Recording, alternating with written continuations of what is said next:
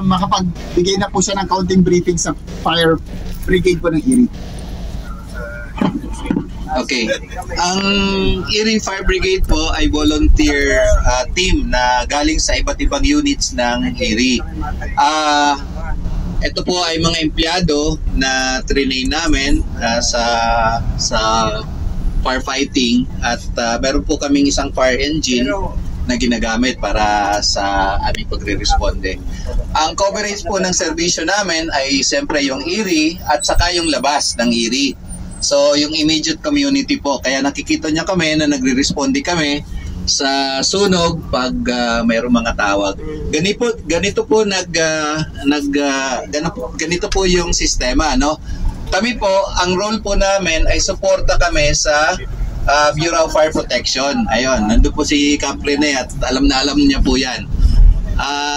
Kami po nagpo-provide ng suporta sa kanila kung may sunog. So ang coordination po, lahat nanggagaling sa Bureau of Fire Protection. So kung mayroon pong sunog sa community, pag tumawag po kayo sa Bureau of Fire, sa police, o kayo sa munisipyo, tinatawagan din po kami para rumisponde kung kailangan. Okay? Mayroon din ho mga pagkakataon na yung ibang community members natin nakakadiretso ng tawag sa amin. Pero ang ginagawa po namin, lagi po kami nagko-coordinate sa Municipal Fire Marshal para po yung pag-responde ay tulungan at siguradong mas epektibo yung ating gagawin. So US, tapos ngayon po tumagal na sa amin ng around 14 years na ginagamit namin at pausay pa naman ho siya at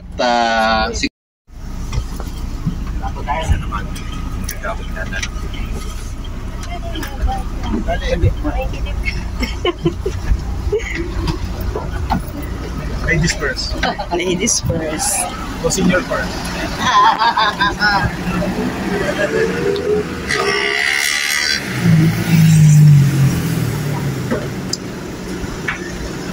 Kaya kung nakapansin niyo po, medyo mahaba. Kaya ang challenge po namin, pag kami sa barangay, medyo makikipot po yung road natin eh.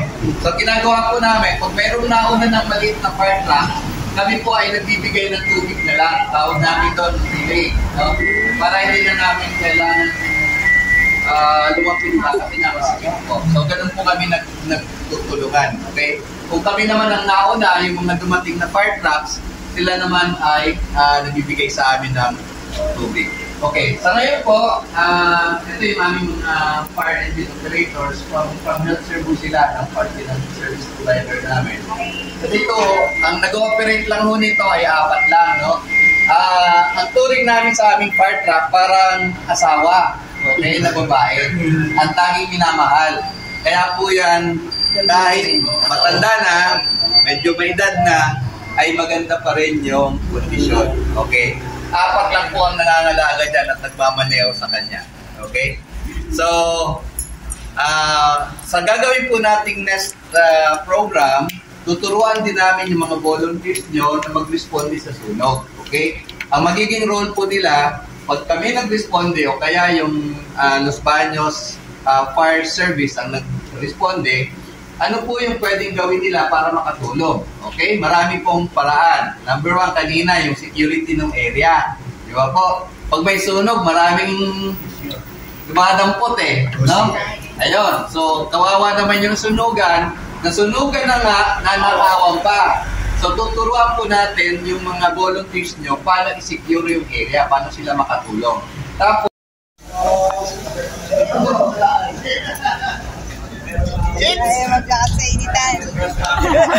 Minsan lang naman daw. Aking na lang. Kahit na malilong ka nga doon.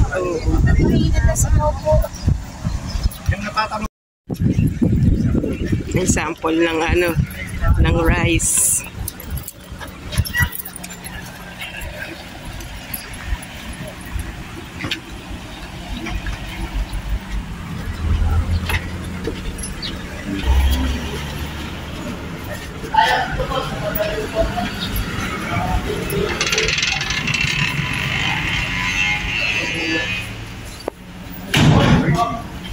Ito yung mga palay. Yan. So, alam mo po, actually ay tinatawag na breeding institution. So, kami po ay na-develop po ng mga bagong variety. So, ito hindi po sa greenhouse. Dito po kami nakaka-develop ng bagong variety. So, paano ba ginagawa yun? Paano po ba nakaka-develop ng bagong variety?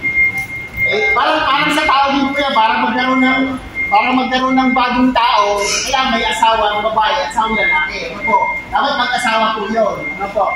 So, ibigay ko po sa inyo yung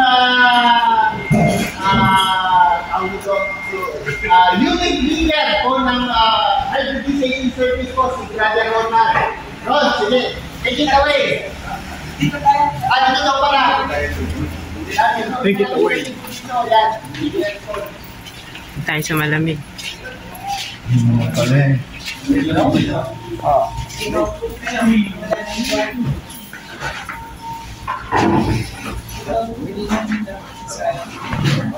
So, ako po si Ronaldo.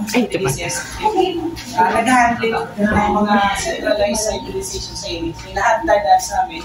Meron po tayong mga palay na nagsusurvive dun sa madaming tubig, tawag po nun sa emergence tolerance. Tapos meron naman sa less water, yung drought tolerance po yun.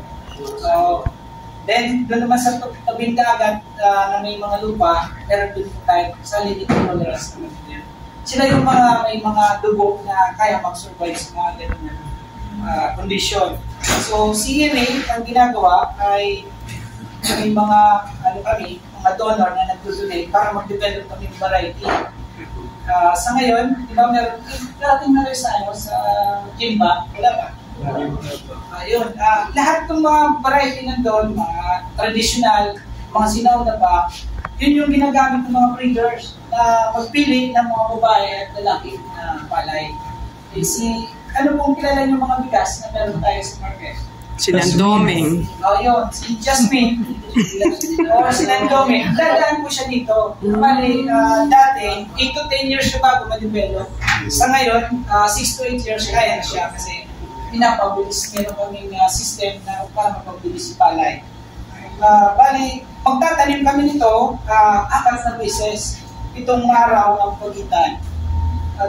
Magtanim kami ngayong April 30, yung first planting, kunyari, may request mga breeder namin na 100 na process, 100 na bagong magiging binhi.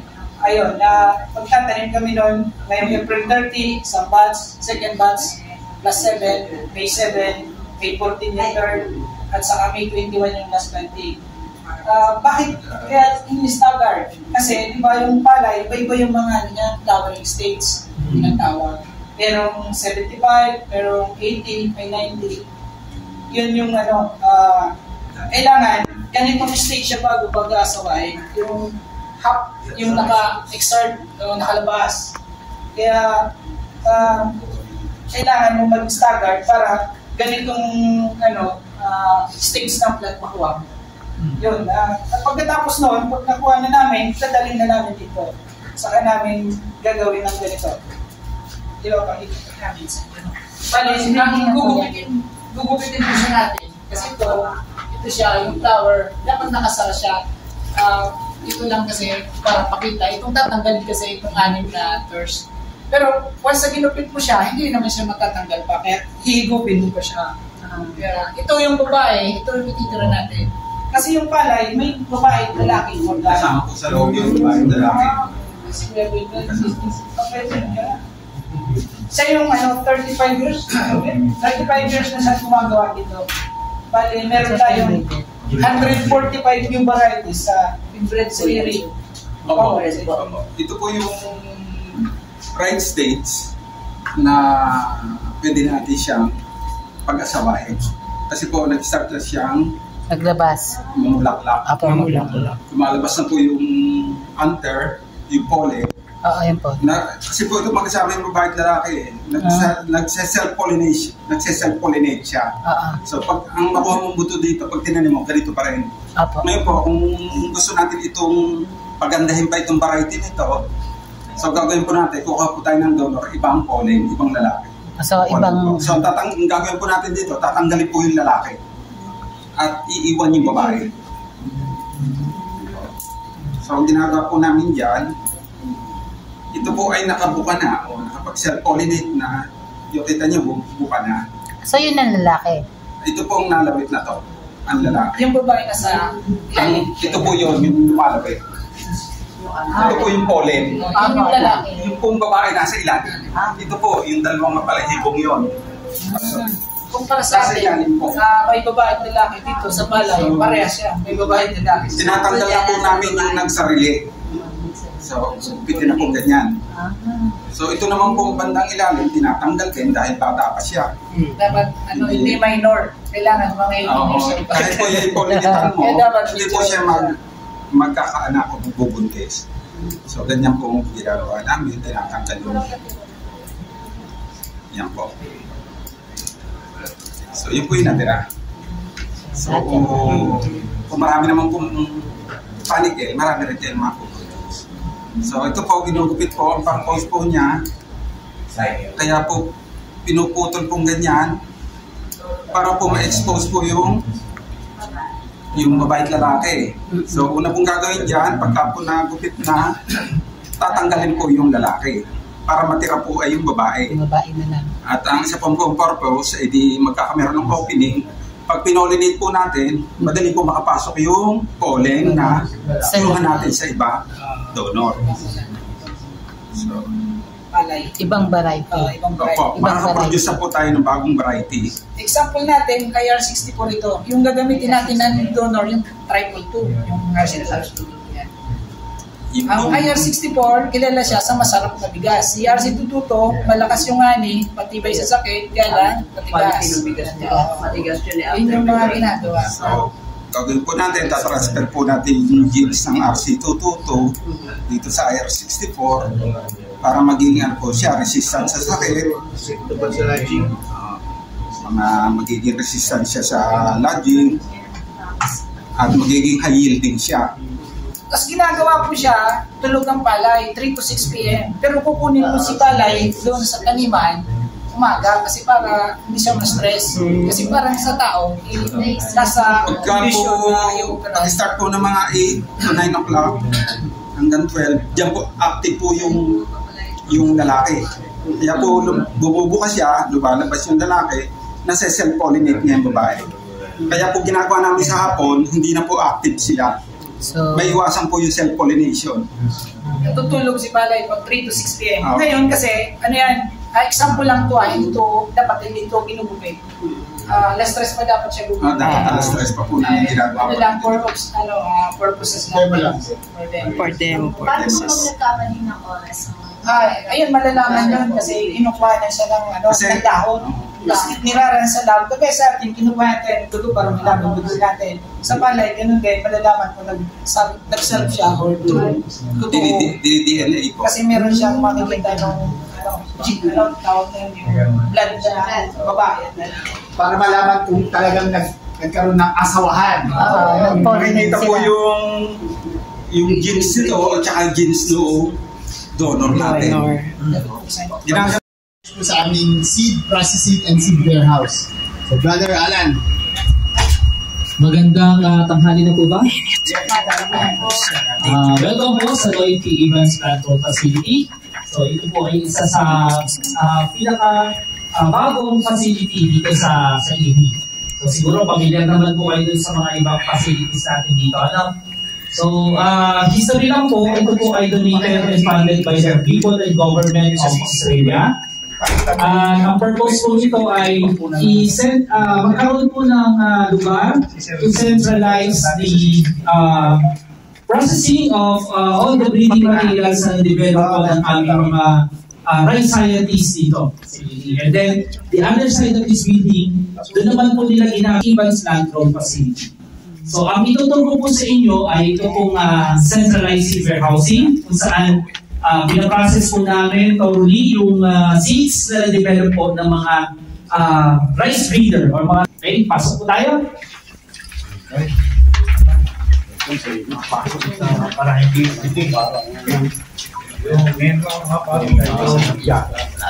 Sarap dito, ang lamig. Okay. So, dito po, lahat po ng mga nade-develop po ng mga breeding lines, tawag pa po namin dito ay breeding lines, pag-under development pa ng mga scientists ng INI. Lahat po yun ay dumadaan po dito sa aming community, sa aming. So, lahat po ng materials nila, kasi kailangan po namin i-prepare yun para ipadala sa iba't ibang location, sa iba't ibang bansa. So lahat po, bawat bansa po, meron po silang tinatawag na plant quarantine regulations or requirements na dapat ay makapasa po yung materials para matanggapin po nila. Parang import permit.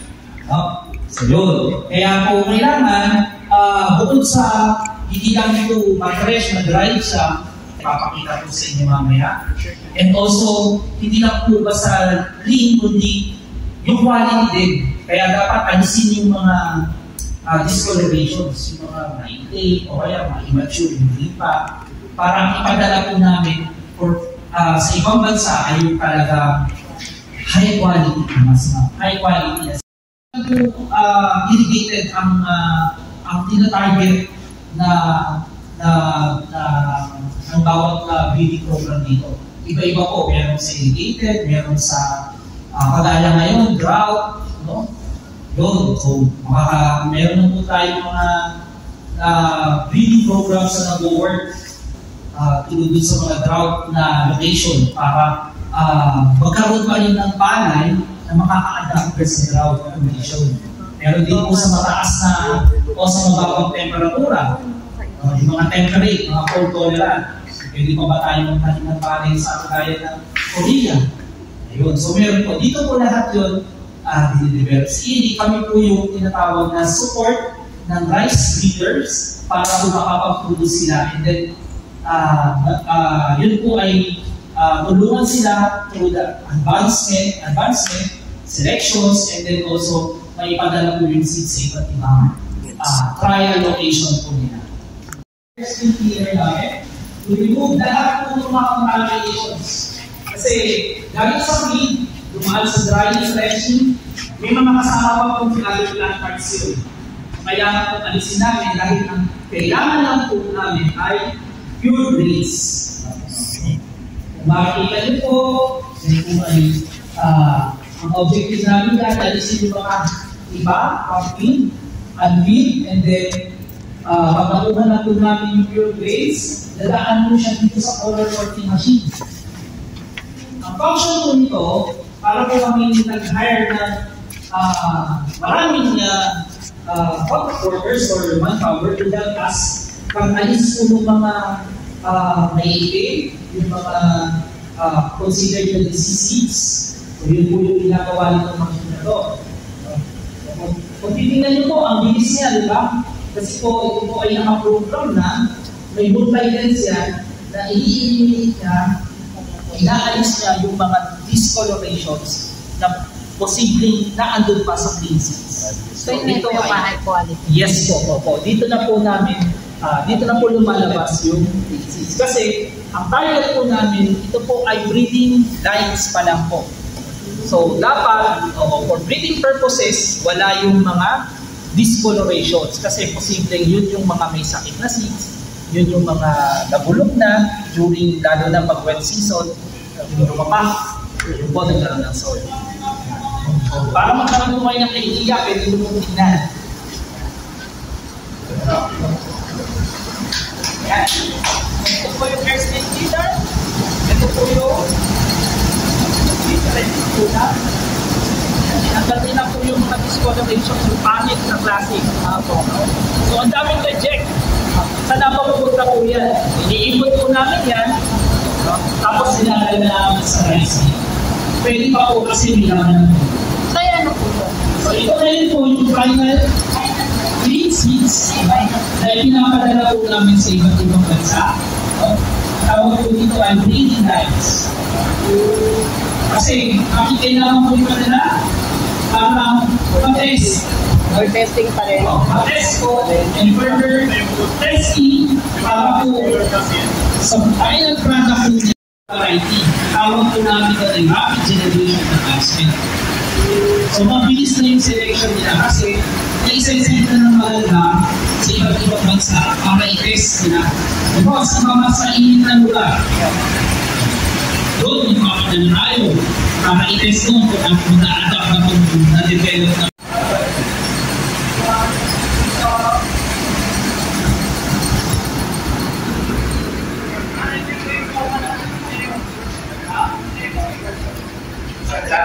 Sasahin ka.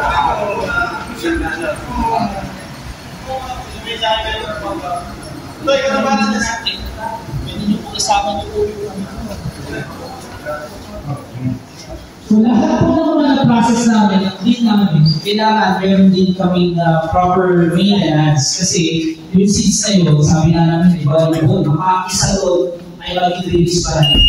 Kaya meron po kami short-term storage rooms, na lahat po ng mga breeding materials.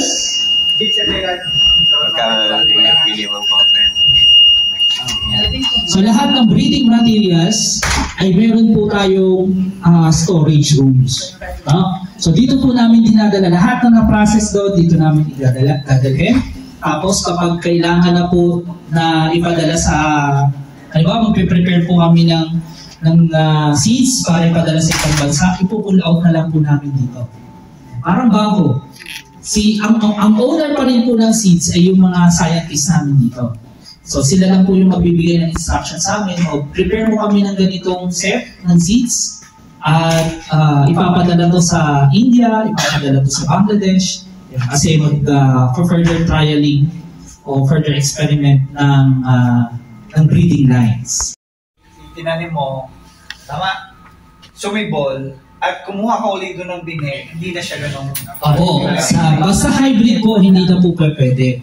Ngayon, dalawang pong klase ang binhi natin. Pwede kayong mag-hybrid, yun nga lang, mataas ang cost of production nun. Kasi nga, yun po yung sinabi nyo, isang beses lang siyang tatanim. Kasi sa susunod, hindi na po hybrid yun.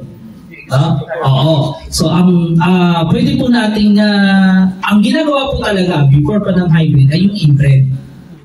Yung mga release varieties po, karamihan po sa release varieties natin, inbred lines po yun. So, pwede yun yung gamitin nyo. Kung binigyan kayo halimbawa ni Edie ng 2 kilos, pwede nyo paramihin. Tatanungin nyo lang kung yun ay inbred. Kasi pwede nyo pong ulit-ulitin nyo paramihin. Lalo na, yes po. Ayun. So, yun.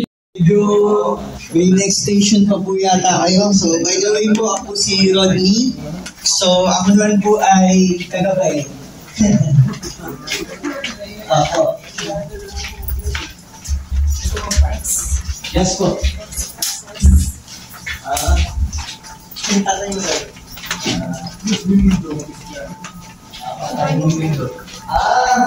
Okay po. Para si Kuya Bonnie nabot pa.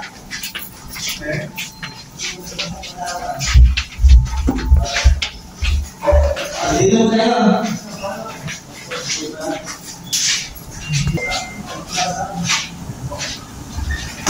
So yun, magandang araw po sa lahat. So, bali na naman po tayo sa tinatawag natin na load keepers. So, yun po yung mga makina namin na kung saan kaya natin kontrolin yung apat na parameters. Temperature po, humidity, light, at carbon dioxide. So, ginagamit po ito ng ating mga kasamahan na researcher, scientists po, sa pag-develop po ng ating mga varieties. So, kanina na-explain po ni Alan. So, pwede po mag-simula ito ang mga release varieties natin. Like for example, may mga tayo in areas tayo. Nag-instead po, nandun tayo doon sa area na yun. Dito lang tayo sa iyo punta, iset lang natin yung condition dito. Makukuha na po natin dito. At the same time, di ba po, nagtitin natin ngayon na marami na tayo release varieties. Di ba po, sobrang liit na ngayon. So yun po, yung mga release varieties natin, pwede natin isa lang dito sa mga makakilan na tayo. Para makita natin kung pag ganito yung release natin, yung bibigyan na natin natin. So yun yung advantages ng mga machine na to, pero yung natin na yung nangyayari ang focus tayo yun po yung isang objectively bago yung mga machine. Then pangalawa po, ginagamit po yung mga researchers and scientists po, kung may mga hydrochemists po sila, na gusto nila mag-develop na particular variety para sa lugar nyo. So hindi na po natin doon tayo yung para ang scientific, ang mga halaman, conditions, hindi na po siya ginagawa na. So meron po tayo tinatawag na teaching chamber, and ito po bakit tayo walking chamber. Pareho na naman sila na function.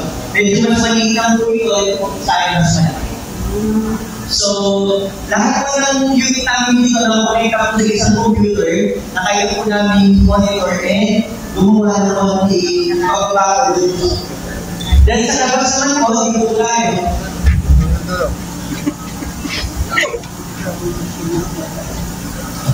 Labas na tayo.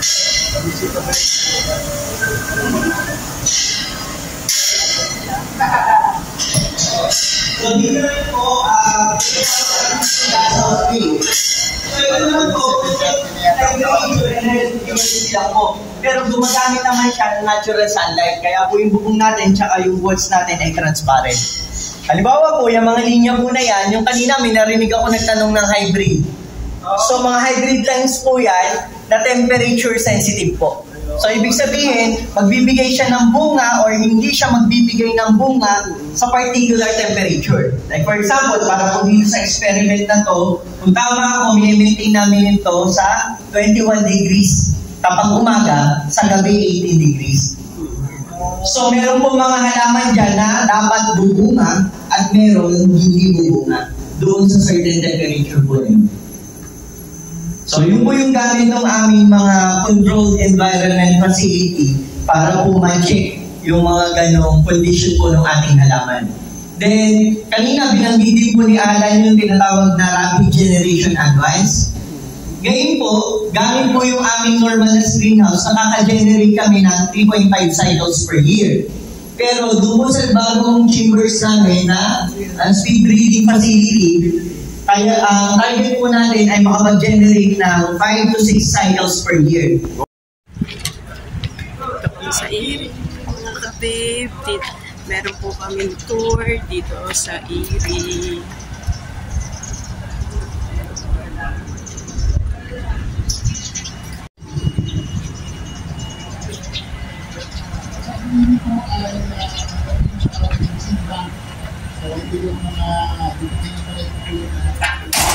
Ay.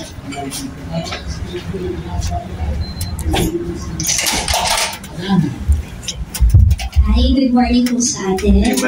So, hindi ko na po muna i-explain sa inyo kung ano ba yung International Rice Seed Bank. Kasi mamaya po doon sa kabilang building na andun naman yung introduction po talaga. So, dito sa building na to, parang ito yung Genetic Resources Seed Processing Laboratory. Dito po namin ginagawa yung seeds natin bago ilagay si storage. So, dito po natin pinaprocess yung seeds natin. So, usually po, yung mga bagong harvest ng seeds natin, pinatutuyo po natin yan. Meron tayong dalawang drying room po dito. Tapos, after nun, mag-blow po tayo ng seeds, tapos saka natin ipaprocess. So, since medyo limited po yung time natin, dito po tayo mag-focus dun sa processing area namin. So, pasok po muna tayo.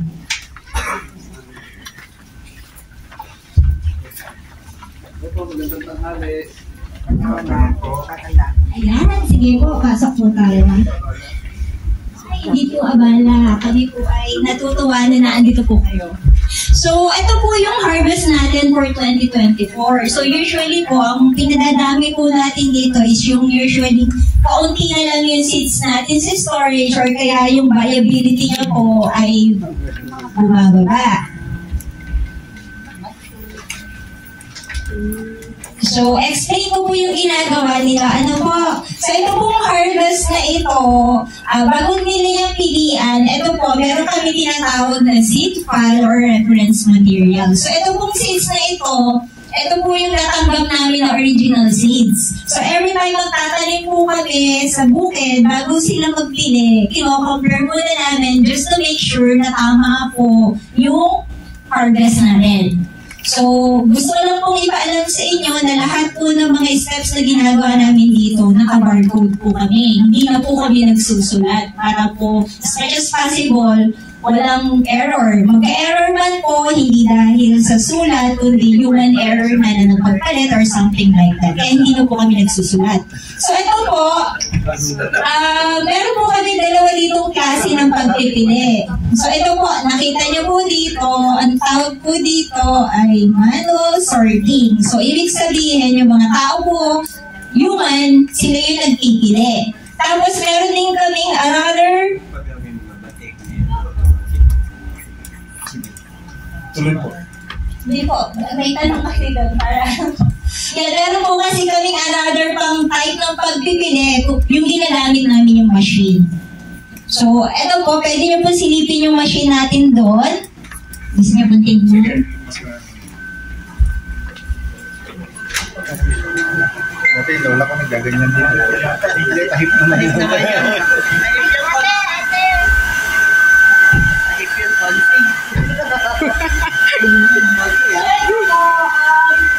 Ito po nga yung seats na ito, parang same lang din po doon, same hardness po siya. Pero bago po siya dumaan dito sa machine, kailangan natin turuan po itong ating machine. Ay, kasi. Parang AI po siya, artificial intelligence, turuan natin siya. Kung ano, sa ganitong klaseng hardness, ano yung seats na napipiliin natin. So, katadaan po dito, may mga images po kasi itong seats natin. So, katulad po nito, ito po, ito yung mga seats na napili natin, na representative po ng seats natin yan. So, dahil naturuan na natin siya kung ano yung pipiliin niya, pagdaan niya po dito, sige po, mag-run po ito.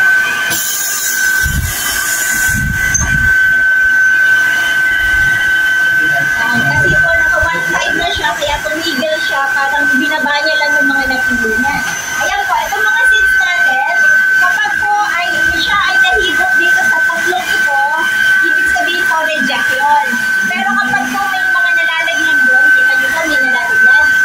Ayun po yung good seats. So kapag bumukod na po kaagad po. So dito po, sa mga foods na ito reject, tapos dito po yung good seats natin. Tapos, yung machine po natin, nakita po kanina tumigil siya, di ba? Kapag nasa 1,500, mga meron na po seats siya, itigil siya para ibaba niya lang po sa billboard.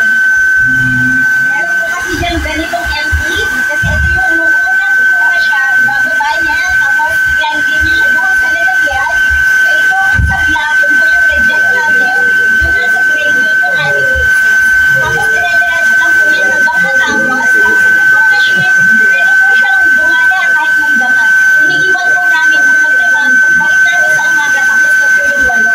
Tapos sa morning, go out din kami. So, nakatulong po itong machine na to sa process namin. Mas mapabilis kami ng 50%.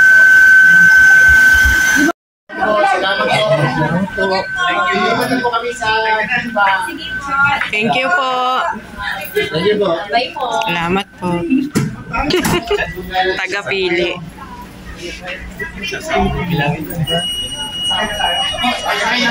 Sakay na po tayo sa coaster. Sa coaster. Last stop na po sa feedback and then we will have our lunch. So, lunch na po tayo. May naiwan budgets.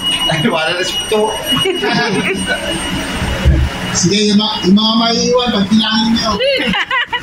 Magbilang kayo ng palay.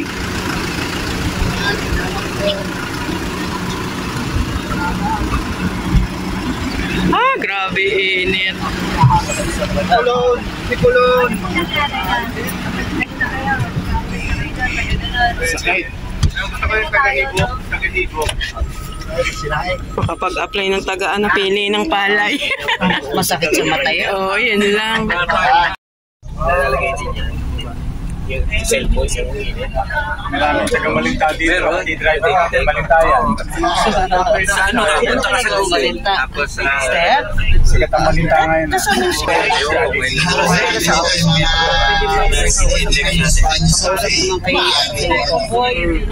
Sinatawag ako nila sa doon. Sige, mag-alis ka mo. Wala, minus mo na lang. Nasa jeep ba? Sa jeep. Bakit pakitingin mo? Oo, Hindi na makita. Ay. Ano? Okay.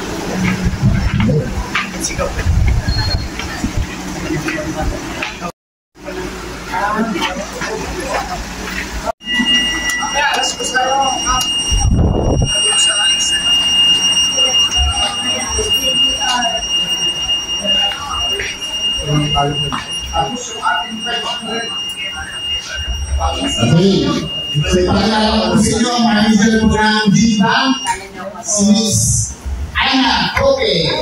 Tagalos Spanish po yan. Dahil hindi na sa po yan. Nakakinanin sa inyo. Hindi namin malilimutan magaganda. Welcome na welcome kayo. Good afternoon po. Balik sa Diana. May deliver naman kami. Diana,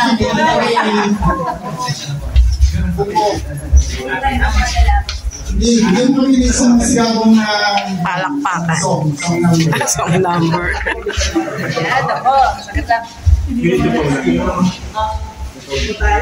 Mamaya pa tayo magkakaroon ng picture dito. Yan. Bakit? Pumasok ko na lang. Oh, sige. Masaya ko dyan. Magandang umaga po. Tanghali na ba? Tanghali po sa inyo. Tanghali na po. Kailangan nyo ang mga tagal. Bago sa mga malaki. Giuseppe po dati. Sabi nga dyan.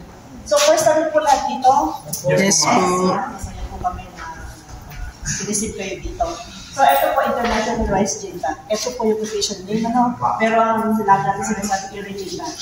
So, ano bang meron dito? Parang pangko lang po ito, no? Pero sa pangko, pera, i-input natin. Ito naman seeds. Maganda po na malaman natin kung meron tayo sa Spanish.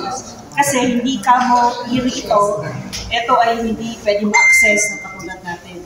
Kasi kahit po estudyante, farmers, lalo na yung mga researchers at yung mga nasa research institution, pwede sila mag-access. Pero gusto po namin ipaalam sa inyo lahat na tayo po lahat ay pwede mag-access dito free of charge. Yung mga buto, yung mga seeds na natin dito po. Ano natin video. Kung may tanong po kayo, may video lang very short video.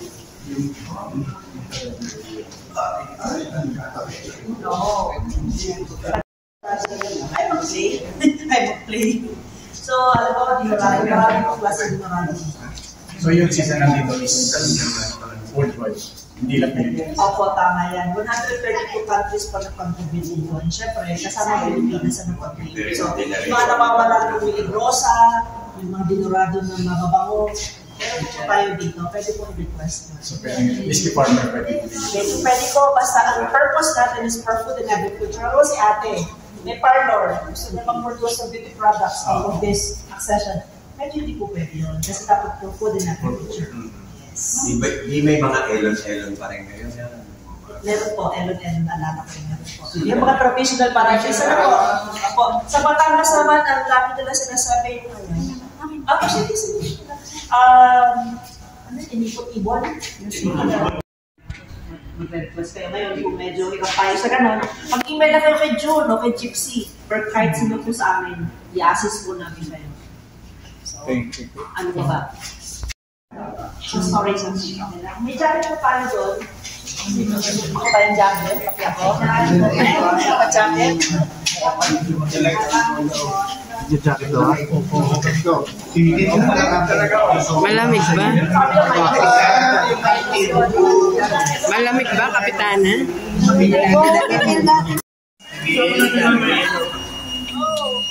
Para tayong Starfish. Hindi po, pasok na po. Naku, lamig sa paan yan. Beto! Wala ko na akong jacket. Ito ba pang sarap? Malamig nga. Wow. Lamig. Ay, grabe. Dito na lang tayo. Sarap dito. Lamig. Ano tayo na?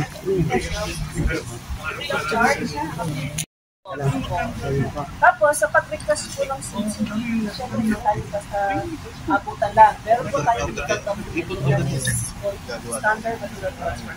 Kailangan nyo lang po ay mag-agree doon. Di ba? Si Kuya. Sir, hindi po kayo giniginaw? Sanayin natin ko yun. Sanay na po.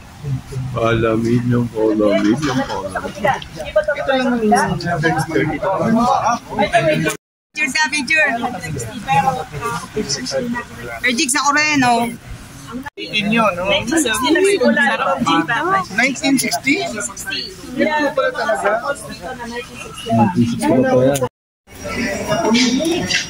Ito, negative? Ayaw niya talaga po. Kaya tayo papasok sa negative 20. Papractice na ako para pagpunta ko ng Canada. Kasama mo kami. Ayan. Ay, ang sarap dito. Mas malamig. Ay, ang lamig. Medyo mas malamig na po dito sa pagkakapagod po yung Sobrang lamig. Sobrang lamig dito.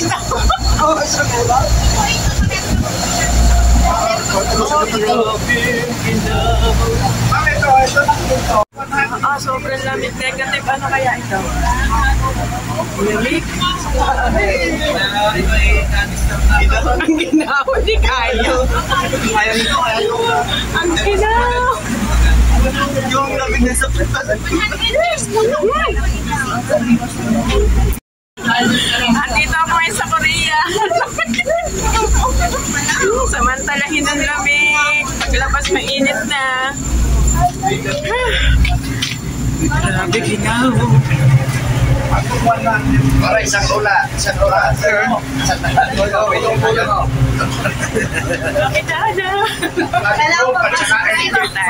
Nakalagay si Mama na sa lunch.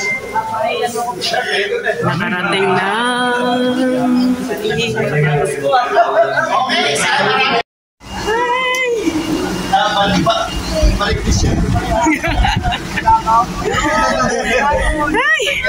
Back to Philippines.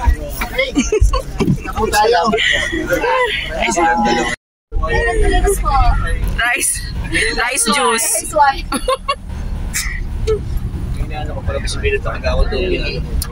O nga, tas ang ating iinumin ay rice wine. Rice wine. Tapoy.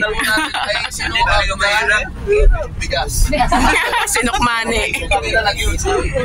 Kailangan, manilip lang. Kailangan nakapunta sa mga area. Ako din, ngayon ko lang naikaw ng Akala mo sila lang magaling. Ayaw itapon. Tanim, diretsong tanim na po. So, i-demo po nila doon. Inangat po nila ng konti kasi ang gusto nila yung upland condition. Okay. Lunchtime. Oh, lunchtime na. Kaya table, wala akong seating arrangement. Lunchtime na. Sige.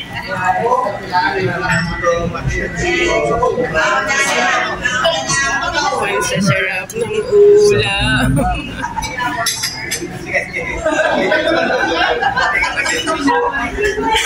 Saan tayo? Dito? Dito kami sa aming table. Ang pinakamasarap na bigas po para Apo. very special rice.